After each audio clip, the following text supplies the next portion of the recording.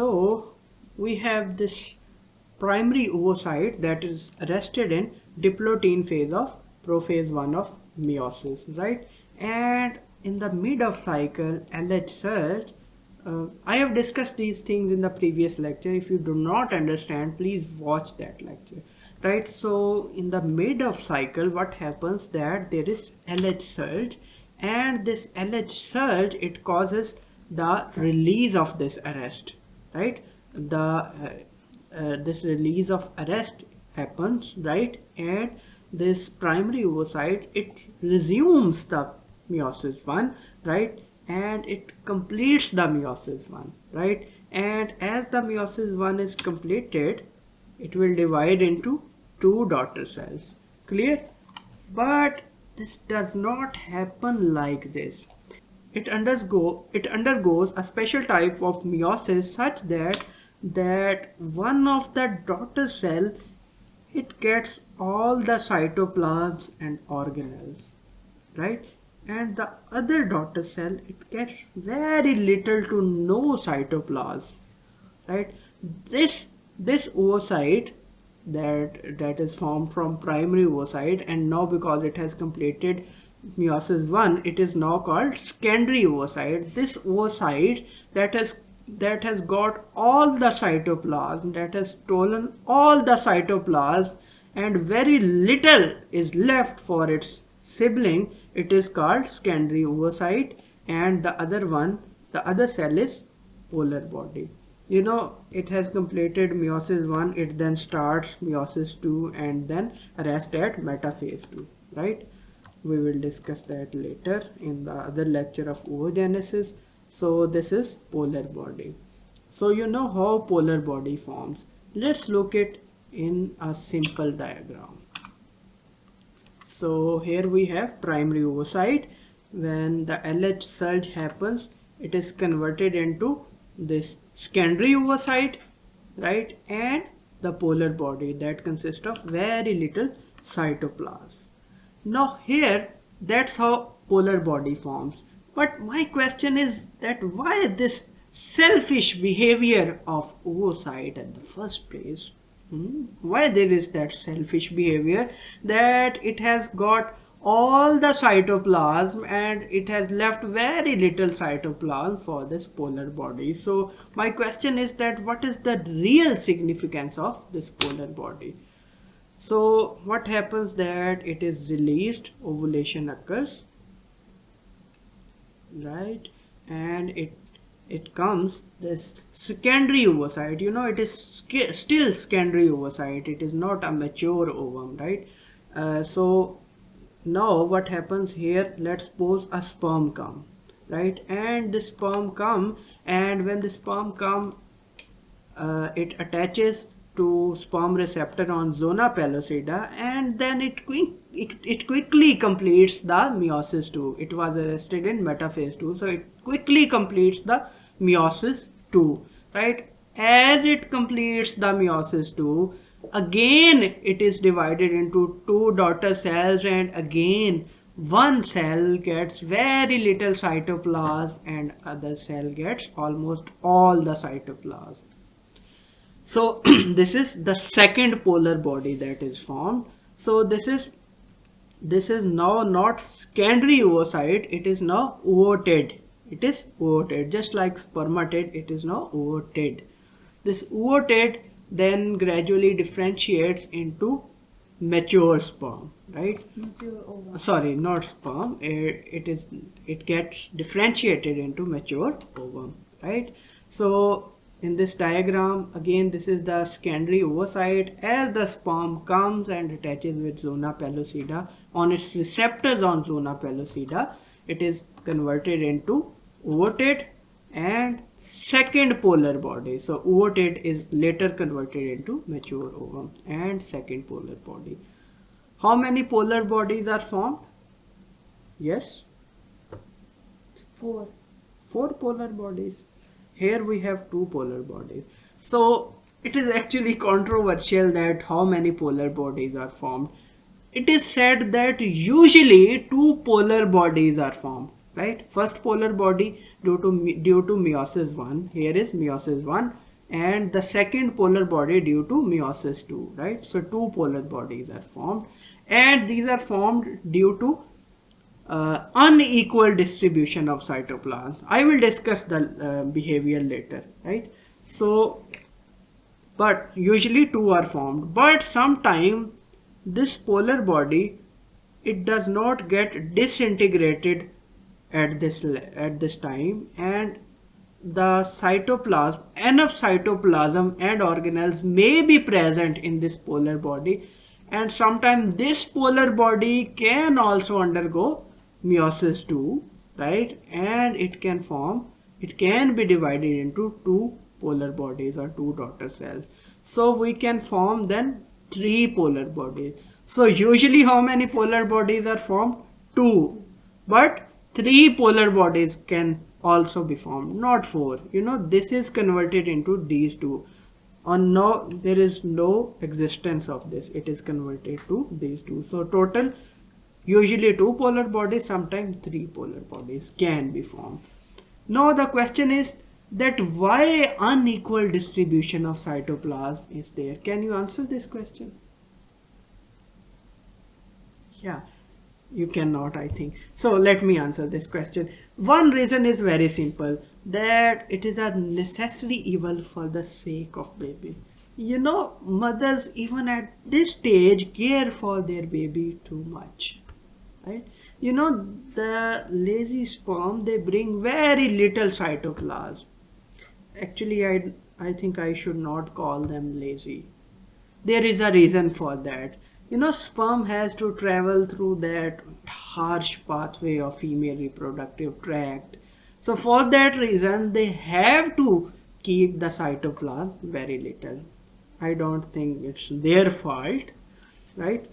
So sperm bring very little cytoplasm. So almost all the cytoplasm towards the embryo and organelles, almost all the cytoplasm and organelles is contributed to the embryo by ovum, right? Because sperm almost do not contribute any cytoplasm.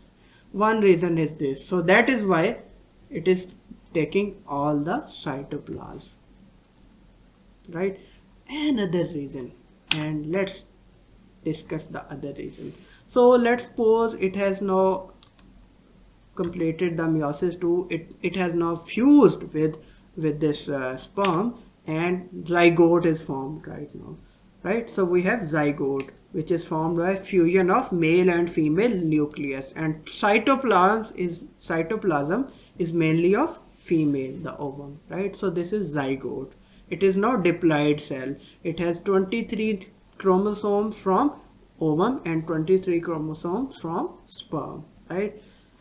So it is still enclosed by zona pellucida, right?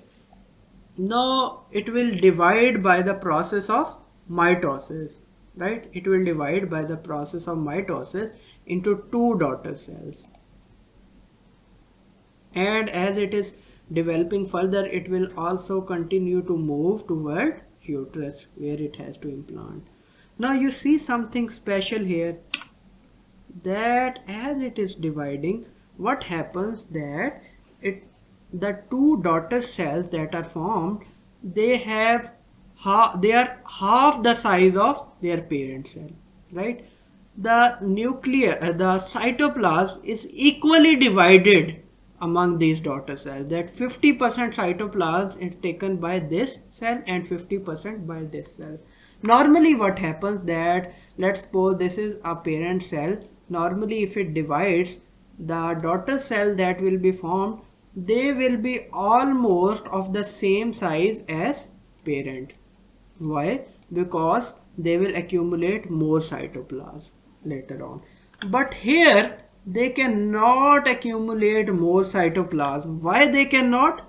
Reason is simple, because they are still enclosed by zona pellucida. They cannot create more cytoplasm. They cannot create more organelles, right? So that cytoplasm that was initially present in the mature ovum, that has to be divided, right? So it divides further, and again, initial cytoplasm is divided into 4 cells, and then 8 cells, and then 16 cells, right? This is now called morula. Morula means that is, it looks like bunch of grapes, so it is called morula, right? Then what happens, that it comes into uterus, and because uterus is rich in fluid, right? Uterus is rich in fluid, so fluid can enter into zona pellucida.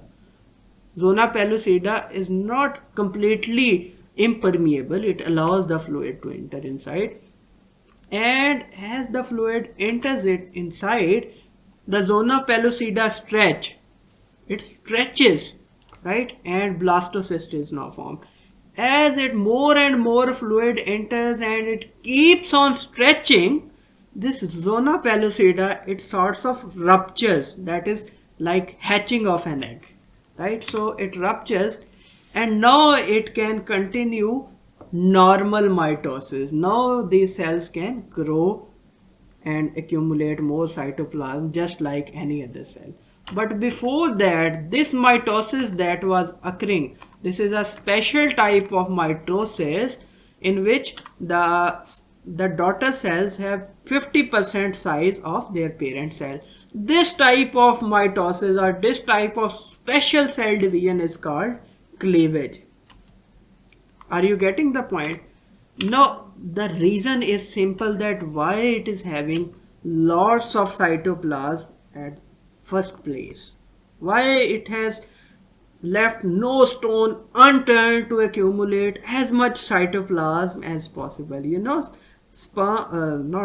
Ovum, mature ovum is largest cell of the female body, right?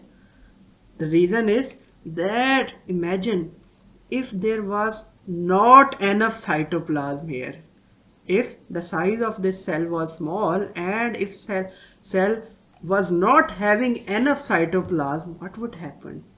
That maybe it can undergo 2 or 3 divisions. After that, no cytoplasm would have left, and now after that it could not have completed further cell division.